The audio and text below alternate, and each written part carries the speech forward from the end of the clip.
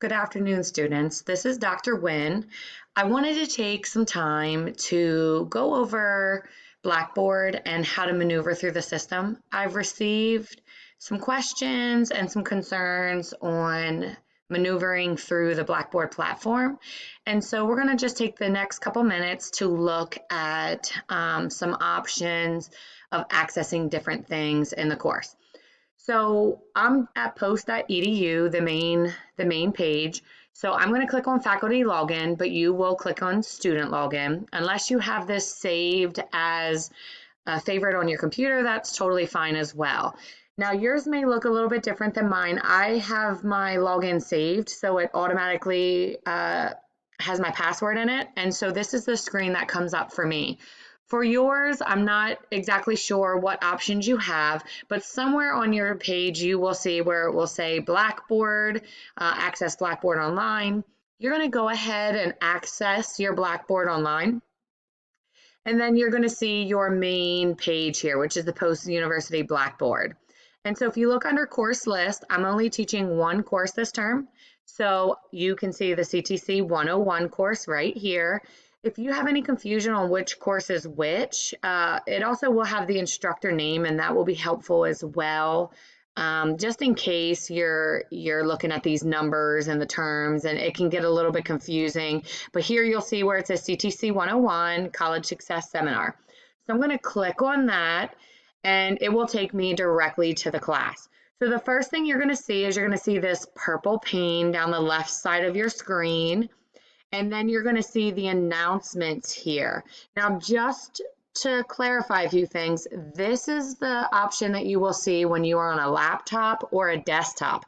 If you are on the app, that's going to be that's going to look totally different. So this is in logging onto your laptop or your desktop or tablet if you're going through the actual internet. So again, as I mentioned, there is an announcement section here. And so you can see on Monday, I posted the welcome to Unit 3, and you can scroll down and you'll see all the announcements that I have posted. Every time I post an announcement, I also send it via email, so you will see that in your email. Sometimes if there's links or videos or pictures, they don't always come through your email the way that they should, so I recommend still coming in here and looking at your announcements. I send 3 announcements a week, so I will send one on Monday, which will introduce the topic, which you can see right here, welcome to Unit 3. Then I send one about Wednesday or the middle of the week, which is the tip of the week. So you can see this tip of the week I posted last Wednesday, which kind of went over how to utilize different things in Blackboard that will help you with spelling and grammar. And then I'll also do a recap of the week, or could just like right here, a wrap up that'll kind of say, hey, don't forget this is due by this day. So really getting into the nitty gritty of things, if you look on the left side here, this is really the pane that you should be utilizing. So as I mentioned, when you log in, it goes straight to announcements, which is right here, but you can also click announcements here on the left side, and that will take you to the announcements. Course information, you can click on, and that's going to go over different things that are in the course, like about the course, the syllabus, there's an introduction video, what grading looks like, different library resources, all different kinds of stuff that you can access under the course information. Meet your instructor is where you can access and see there I am and a little bit about me. And then instructor drop-in office hours. So I just wanted to mention on here, even though I am your instructor and that you can always reach out to me for questions and concerns, if there is something that you need and it's time sensitive and it's not specific to my course, maybe it is how to utilize the Blackboard system or how to find something on Blackboard, or just a generic question, there are always drop-in hours on here that you can drop in, and every instructor signs up for different times to actually run these sessions.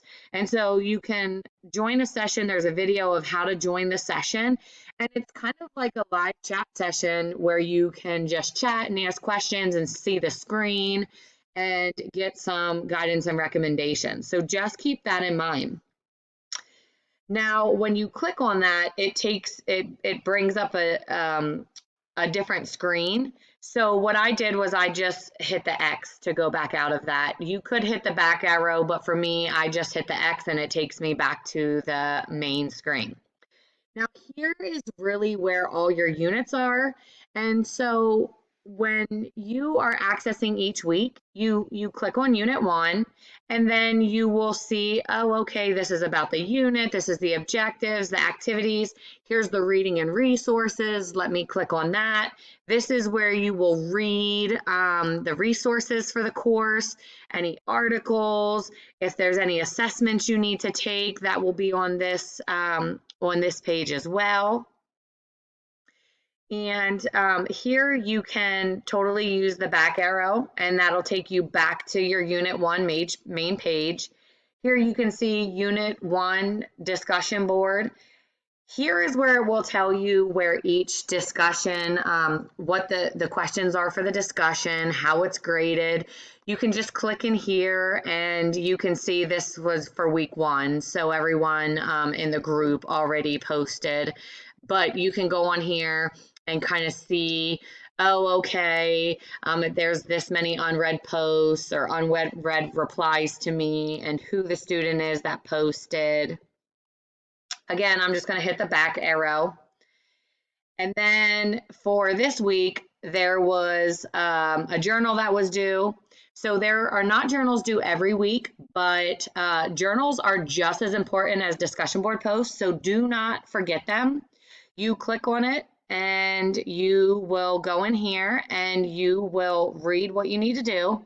And then in this area, you would post your discussion post. I don't have the ability to post anything right now because I'm not a student, but you would see an ability then to post your journal here.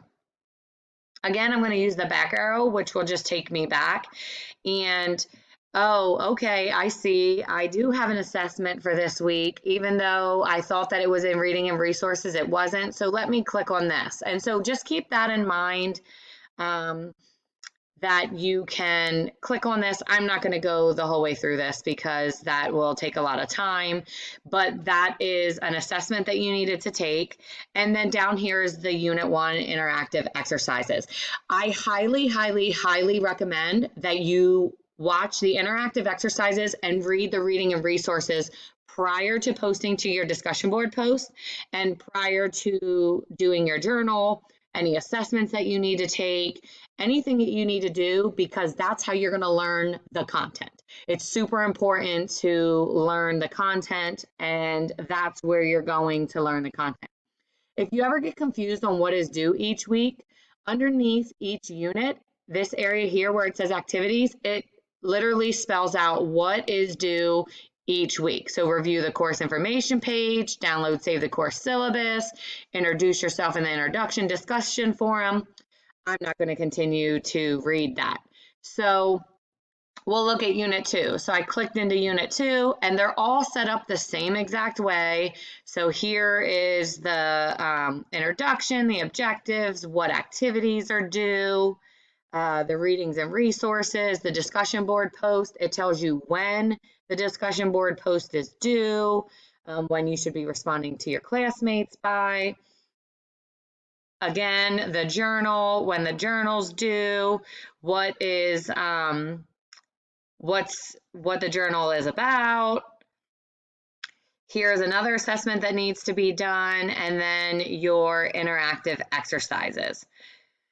Now you can access your discussions and journals in each of the units as I showed you, or you can actually just click on the word discussions here and it will bring up every discussion. So when we talked about Ask the Instructor or the water cooler, and then each of the units, it brings that up. And so if you look at mine, right here, there's a number 1. That means that there is an unread post in this discussion board that I need to go in and read. And so if I actually click on that, it brings up the post. Sorry, Cleon, that you just happen to be the one that is on there when I clicked on that, but it will bring up the unread discussion. So I can read that and then actually click mark as read. So once I click mark as read and hit OK, I go back to that unit 2. It's showing that I have no more unread posts. So it's totally up to you how you want to access these discussion board posts. You can access them in the going into the actual units, or you can access them clicking in on discussions and going in here. I like looking at this when you're particularly only working on discussions. If you're working on the whole unit activities, it's easier to utilize the unit tabs. But if you're just working on the discussion board post, it's easier to access it this way because I can look and see, oh, for this discussion, I have 5 bullets that I need to make sure that I respond to in my initial post if I want to receive full credit. And then you can also see who or how many unread posts you have, or even how many unread replies to me. So you may not have the desire to read every single student's post. So you might not focus on this first column here, which is unread post. You may focus over here where it says unread replies to me. And that is if you posted an initial discussion post, then this is the people that responded to you. So I respond, and maybe some of your other classmates respond. You can click on just that and it's going to show you just the responses to you. So same thing with the journals. If I click on the journals, I can see here the 5 journals that are due: week 1, week 2, 6, 7, and 8. And so I can go specifically into that journal this way and access the same content that I did if I went through the unit, but it makes it a one step quicker instead of clicking through the unit if you know exactly where you're going with the journals. The only other thing that I wanted to point out is the Grammarly and Academic Writer. I did post that as the tip of the week last week. Grammarly is super, super valuable during your higher educational journey. That is kind of like spell check and grammar check and all of that in one. So you can click on that and go through there. And then my grades. You want to make sure that you're paying attention to your grades. If you don't have work submitted, that's going to show you on there. You're going to see comments from me that are going to say maybe why points were deducted, or that maybe you didn't turn in the assignment, or you did turn in the assignment and kind of just providing positive feedback on there. So again, Blackboard is something that once you get used to maneuvering through the system and you start utilizing it, you'll get better and more comfortable with it. It's really something that you got to kind of just click through the different areas.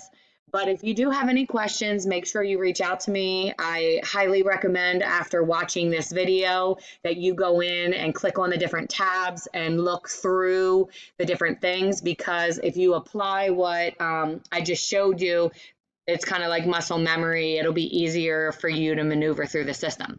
Again, at any time, if you have questions, concerns, I'm here to help. This video got a little long, so I do apologize for that, but I wanted to make sure that I did go over easy access through Blackboard. Just let me know if you have any other questions or concerns. Thank you and have a great day.